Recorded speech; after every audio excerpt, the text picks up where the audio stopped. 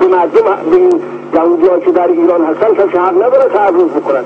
اینها در پناه اسلام مسلمین هستن، نه به یهودی‌ها و نه به نصارا، اینایی که مذهب رسمی دارن حق ندارن و اخیراً به بهائی‌ها تعرض کردن و دولت تعرض کردن.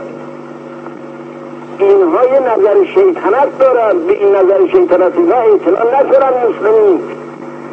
اینا میخوان سایر طبقات را به مسلمین بشورانن. شما اعتنا نکنید، هر جا دیدید که سازمان دولتی دخالت میکنه در این امری شما مخالفت کنید. برای اینکه اینا نظر سو دارن به شما.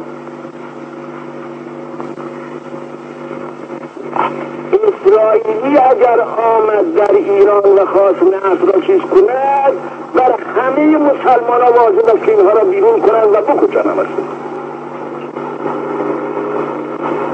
اونا با اسلام در جنگن، با مسلمین در جنگن، در حال اونا با اسلام در جنگن، با مسلمین در جنگن، در حال جنگن. ما اگه دستمون میشن تا آخر را قطع میکنیم. اگر در ایران پاس نبزن یک اسرائیلی پاشه بذاره ایران، در مردم ایران واجب است که اینها را از بین ببرن. اسرائیلی پلک میکنه اسرائیل که میاد، اینا میترسونن شما را به اعتصابتون، همه جهات را به باد میدد، بازارها را دار.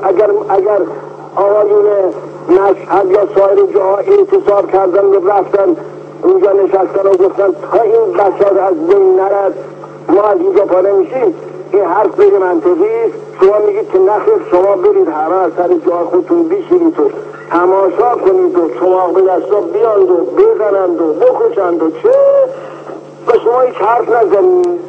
اینا هم که اصلا اعتصاب کردن، همه باید این چماق به دستا واجب القتلن، همشون رو باید کشت.